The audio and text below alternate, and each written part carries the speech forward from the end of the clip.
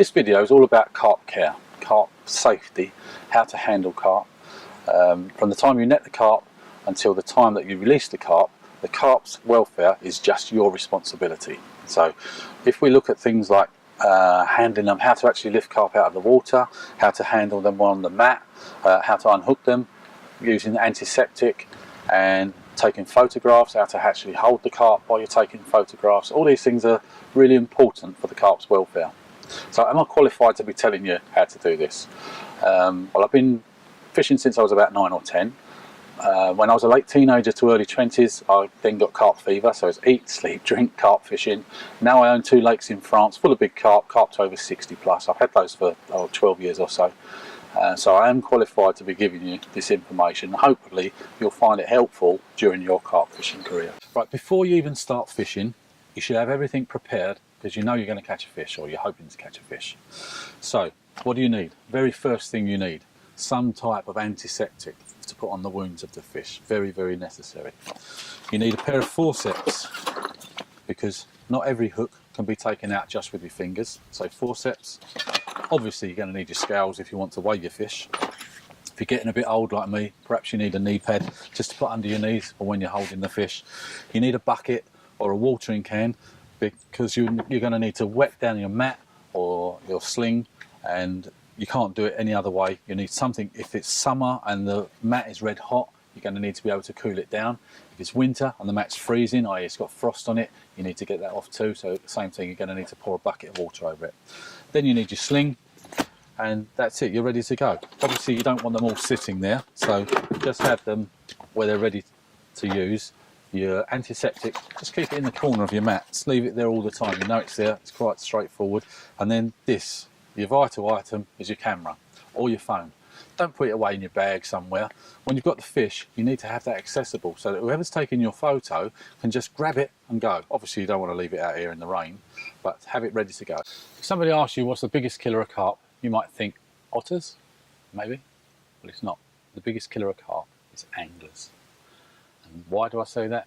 It's because many anglers cause the fish excessive stress. They just don't know how to handle it. Now think about this. You yourself, you need oxygen in order to survive. All the time you're breathing it in, breathing it in, breathing it in. It's pulsing around your blood and your body is surviving through the oxygen. A fish is exactly the same, but it can only breathe when it's in the water. Outside of the water, it is slowly suffocating and dying.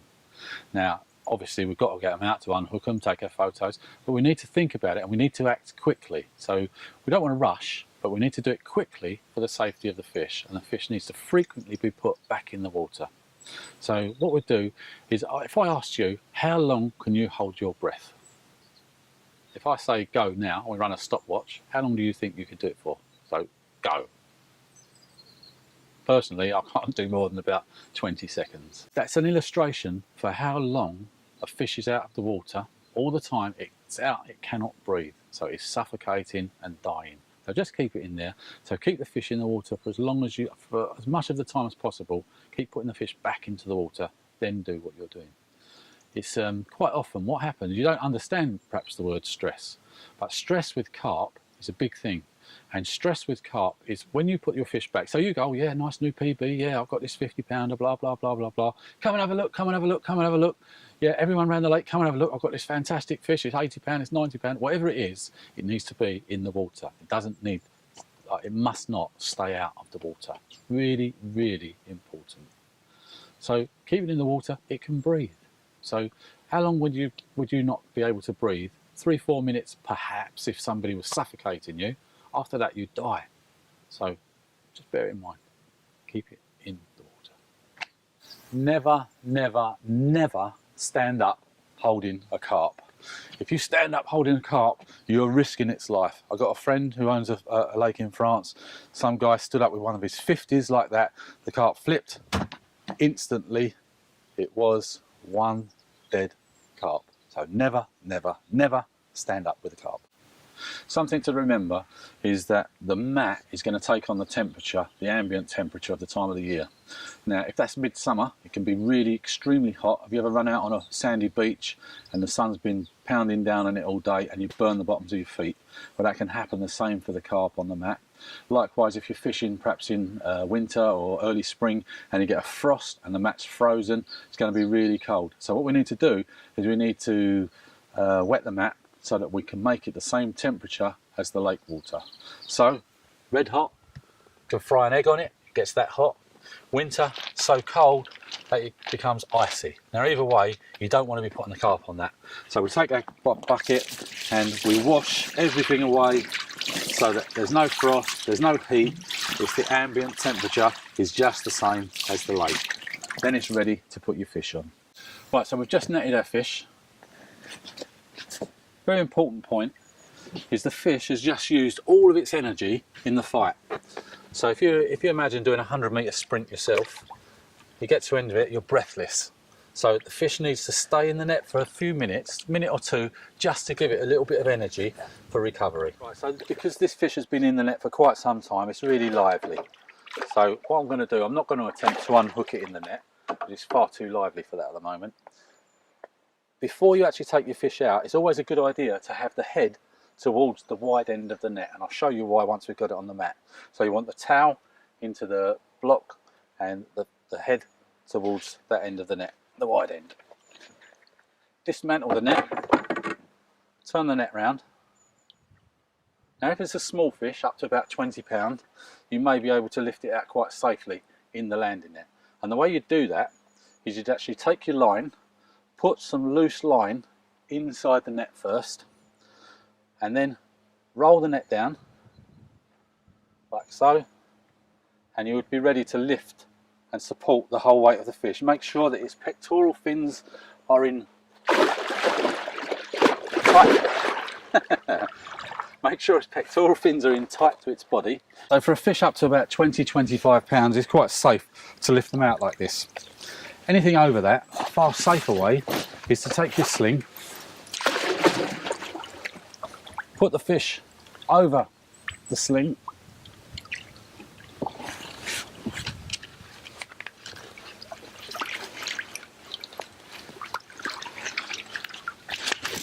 get it in position, get the arms of the landing net out of the way, just double check, make sure that its fins are in tight to its body, and then you're really safe. Look at that. Supporting the fish, no problem at all. For bigger fish, that's the recommended way to do it. Get your fish onto the mat. Right, so once our fish is safely onto the mat, we need to get rid of the net. Now this is the reason that we put the fish's head on the wide end of the landing net, because it makes it very easy, its fins are all going that way, it makes it very easy to slide it. Whoa. Whoa, whoa, whoa, whoa. It makes it very easy on your own to slide the net out, and it's away, quite safe. If you're trying to pull it against the fins, obviously you could cause serious damage. Now she's been in there for a while, she's going to be, well, she is quite lively. Fish can cause themselves serious internal damage when they're flapping around on the mat, okay? They're not designed to be out of water, they're designed to be in water and fully supported at all times. Now, all of their vital organs are just there in that part. So you've got the sac for the eggs just there, you've got all the vital organs just there. One thing you never ever do with a big fish is you never, I'll do it briefly for the purpose of this video, is you never sit a fish up like that, because it's all its weight is on its organs. It can cause it a serious problem. When it's flapping around, it can also cause itself some serious internal damage.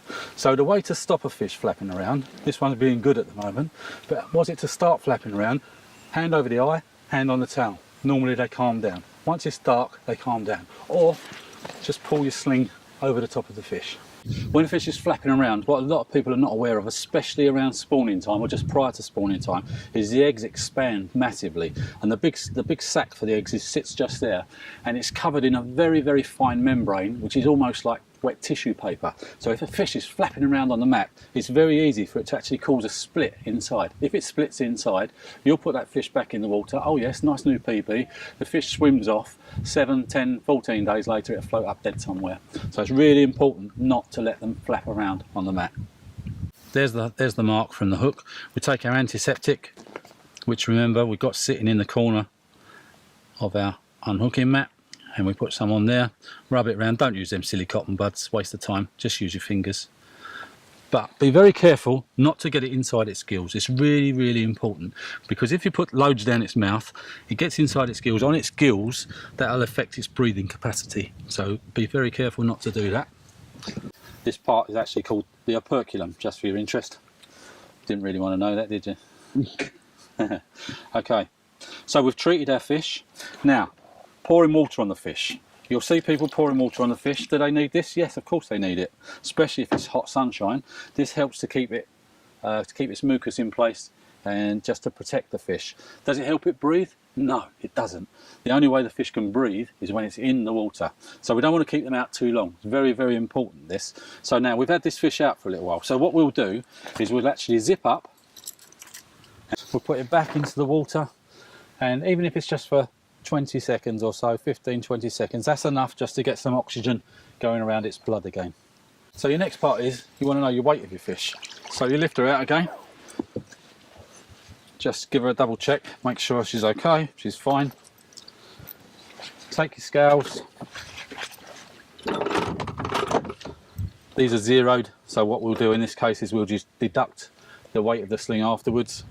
So take your scales. Now you don't want to lift it too high, you just want it just off of the mat. And then if somebody can read that for me. 39.5. That's 39.5, and we'll deduct the weight of the sling afterwards.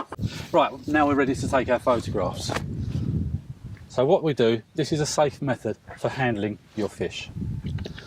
I always do one knee down, one knee up. The fish's head, fish's head over your knee, and it's back towards you. Now what you do is you take one hand and you go around the anal fin, and you can just put your fingers around the anal fin. Take your other hand, you put it in between the pectoral fins, which is here.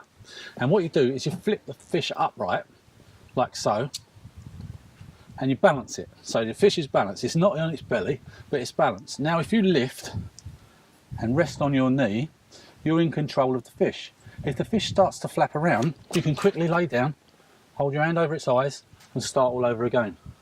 This way you'll get really nice shots of your fish. So I'll do that again. So your anal fin, fingers around there, come in underneath the pecs, tilt the fish up, balance it so it's balanced, lift, hold your fish. The fish is over the mat.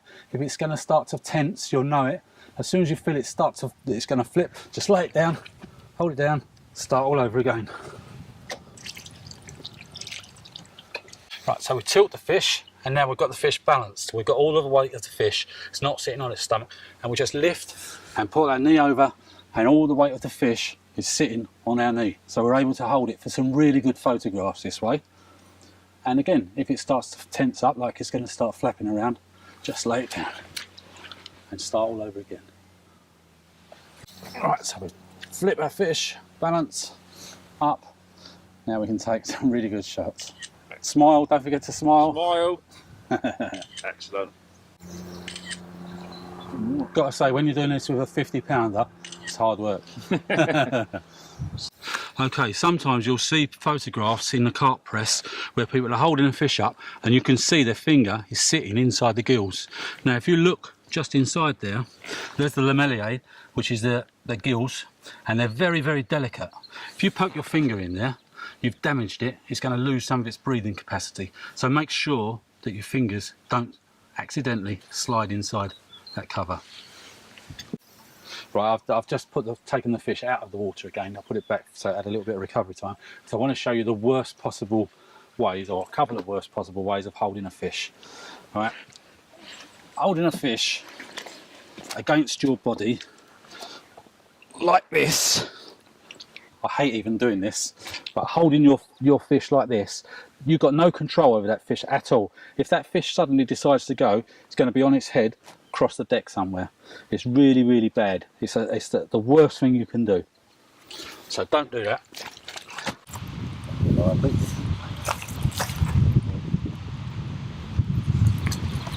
Lay it down, lay it down, lay it down, lay it down.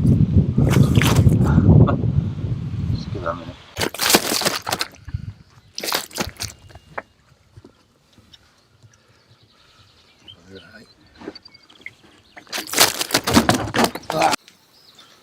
Now I understand that some people are frightened when they get their first few fish.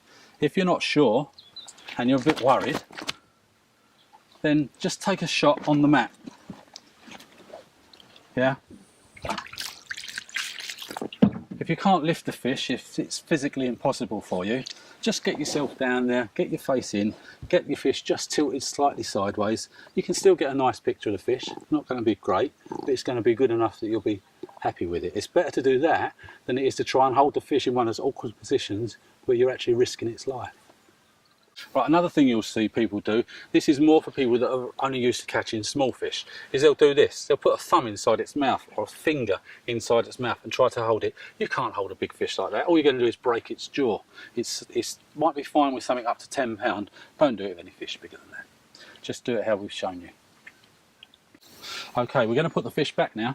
Now, sometimes your sling that you're using may be shorter than this, so its barbels, i.e. there, and its towel may be close to the zip. So you want to be very, very careful to make sure that they're away from the zip when you're zipping up, because you definitely don't want to cause it any damage. So zip up the fish, just check, make sure it's all insecure, it's in the middle, take the weight of the fish. Now this is another good tip, always be close to the water. You don't want to be carrying your fish right up the bank somewhere, just do it close to the water, it's safer for the fish. Put the fish in, leave it in there for a little while, never ever just unzip it and release it straight away. There's always has to wait some time for it to recover. What can happen is if you're on a, say it's middle of the summer, the water's very, very hot, not much oxygen in there, you let the fish go, it may waddle off, but it may go down into an area with no oxygen and just lay there and die. So we don't want that. So always, no matter what time of the year, keep the fish for a while before you release it. Okay, more and more people are using a carp cradle. This one's a JRC one. Every company's got them, they're all slightly different, but this is handling a fish inside a carp cradle. Because these carp cradles are obviously much higher than the mats that we're used to using, you need to be on 2 knees to do your shot this time. Oh, thanks. We've got ourselves a different fish here. But the same principle applies. Keep the back towards you for your photo. If the carp's flapping around, put your hands down on it. But the same principle applies. It's a bit easier to balance the fish in these because it's already tilted, and then we're up. Now this is the point where you can get your good photo. The sling's really in the way, the cradle's in the way, your arms are resting, so all the weight is actually resting onto the cradle, but you can lift the fish and you're going to have to just get your head just above the fish and you should get a good photo. Yeah, want to give the fish a kiss? Right, if you want to get yourself a nice water shot, this is the way to do it. Float the mat on the water and then put your sling onto the top with the fish in.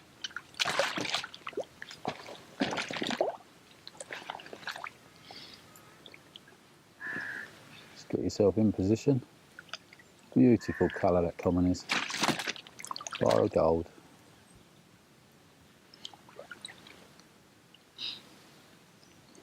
Happy? Put all that out of the way. There we go, fantastic. We're releasing from here. Yeah. So when you're ready for release, you just put your fish into the water, get some water going through its gills, and as soon as it's ready, you'll know when it's ready to go.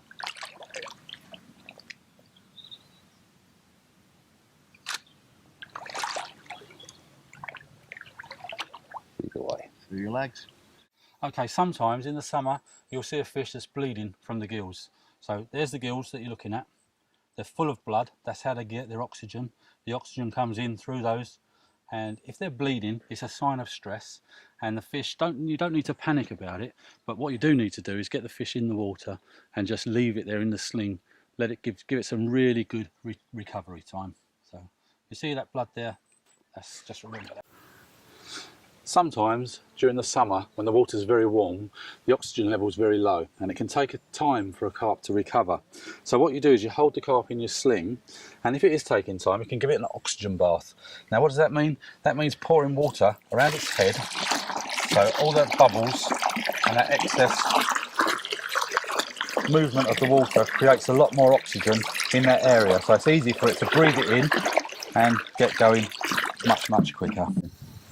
Now all the time the fish is out of water, remember it is suffocating and dying. It's getting no oxygen going around in its system, so it needs to be in the water. Another really important thing is never ever leave the fish unattended, i.e. don't walk off the swim, don't just leave it there, it needs to be in the water. Right, so this fish has been sitting in the water for over 5 minutes now, and you can see its gills are going. See its gills, they're pumping water through, so it's getting good oxygen. You can see the fish is beginning to move about. Just leave it there, just wait for a while, just let the fish relax. When it's ready to come out, all we do, you can see the fish is ready to go. It's got lots of movement there, is just tilt the end of the sling down and away she swims quite happily. And that is a safe method for handling carp.